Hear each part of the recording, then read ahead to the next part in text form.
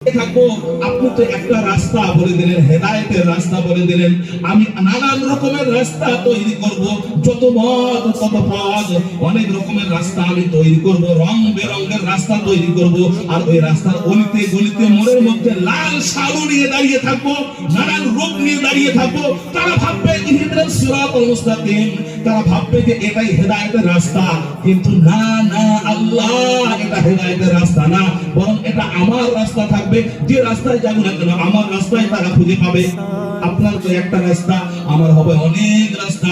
আমি ওয়াসওয়াসা দিব, আমার চেলা চামুন্ডাকে অলিতে গলিতে দাঁড় করিয়ে রাখবো। তারা ভাববে এটাই সঠিক রাস্তা, আর আমার রাস্তার উপর দিয়ে তাদের জিন্দেগি পার হয়ে যাবে, বরং তারা জান্নাতে ফিরতে পারবে না।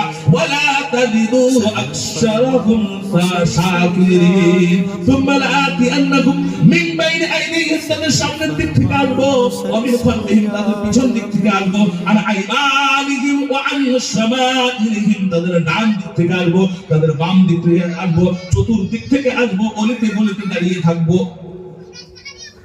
ওয়ালা তাজিদু আকসারাহুম শাকিরিন, যার কারণে আল্লাহ আপনি দেখতে পারবেন আপনার অধিক সংখ্যক বান্দা বান্দি আপনার শুকরগুজারি হবে না। কোথায় ঘটনাটা চলছে ভাই? জান্নাতে চলছে, হয় কি হয় না? জান্নাতে চলছে। সান্ত্বনা বাণী, সতর্ক বাণী, শয়তানের সংবাদ ওইখানে পেশ করা হয়েছে। এখনো কিন্তু পৃথিবীতে মানুষ আসে নাই, জান্নাতে ঘটনাটা চলছে, এবার পৃথিবীতে আসবে।